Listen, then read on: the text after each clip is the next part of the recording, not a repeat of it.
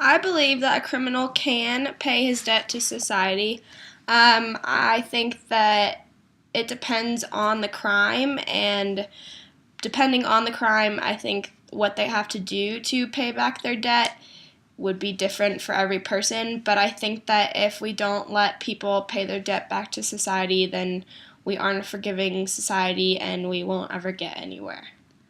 And I think that a criminal can repay their debt to society, but I don't think that it's society's job to help them repay that. I think that they have to do that on their own, and they have to be able to forgive themselves and move on and recognize that what they did was wrong, because when they're not recognizing what they did was wrong, then they're not learning. And if we have a society that's not learning the difference between right and wrong, then we're not setting a good example for the rest of the world.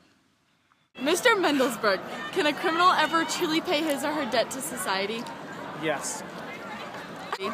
I do think a criminal can pay their debt to society through work back into the community, for proving themselves to be a better citizen based on their experience. If people aren't given second chances, then we're not a forgiving society. We're not trying to build people to become better citizens. Well, I would hope so. Otherwise, there's no forgiveness or redemption for any of us.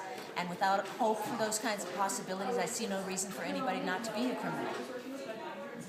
Well, it depends on the debt he did or the crime that he did. If he killed a person, then I don't think you can ever repay that. But if he stole something, probably. I think it depends on the severity of the crime. If you take someone's life, you can't give your life back, I don't think. But if you rob a bank and you spend 20 years in prison, I think you give that time back. But I would ultimately think it comes down to the severity of the crime. Sure, I believe so. It depends on the crime. It depends on if it's murder or a crime against another human being, then I don't think so. But I think if it's a value, a properties crime, maybe even a drug crime, I think they can't pay it back that way. But murder, no. Well, this reminds me of a story I once heard. Now, as it's told, a man in a small village had killed 99 people. Mass murderer indeed. But he wanted forgiveness after coming back from prison. So he goes to the rabbi's house, and the rabbi says, he says to the rabbi, I want to be forgiven, but the rabbi says, no, you cannot be forgiven. So he kills the rabbi. He then goes and he's killed 100 people, but he wants to be forgiven. So he goes to the holiest man in the village, who is old, the old holy man. And he goes to him and he says, can I be forgiven? I've killed 100 people. And the holy man says, to really repay your debts to society after you've done a horrible crime, you need to go and truly forgive.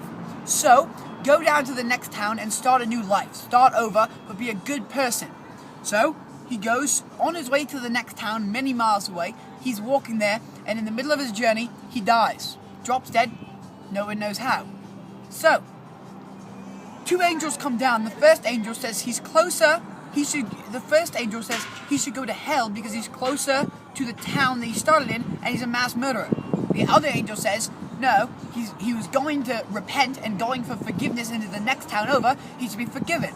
So they decide, a third angel comes down and they decide that whichever town he's closer to, they will use for his judgment. So if he's closer to the first town he came from, then he will not be forgiven, but if he's closer to the town he's going, he will be forgiven. So Allah, his voice comes down and he says, okay, that is a fair way to do it, measure it out.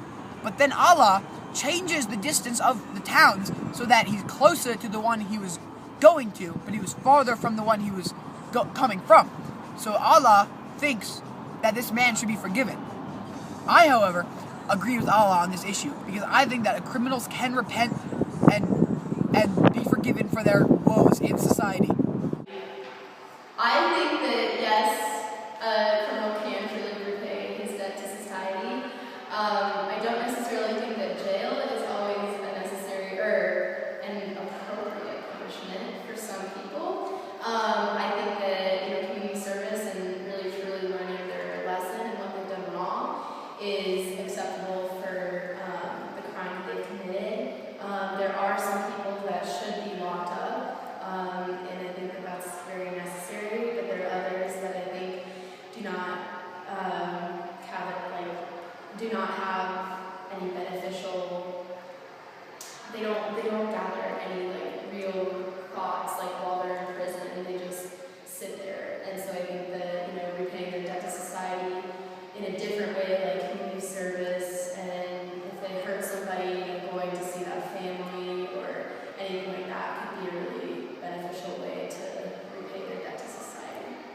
do think Perry Thomas paid his debt to society because in the end of the book, we really delve into how he was feeling in jail and all of his thoughts and emotions, and he really did begin to find himself. He found that he needed his family, he needed the people around him, and I think that's why we have jail in the first place, so people can sit there and they can think about what they've done wrong and the harm they've caused to others, and hopefully when they come out, like Perry Thomas, they can really use what they know to become a better person and teach to others.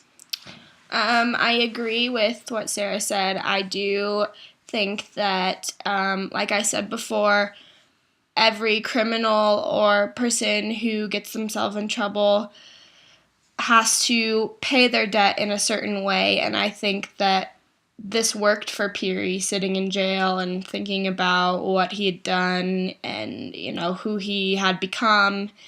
And I do think that in the end, Peary paid his debt.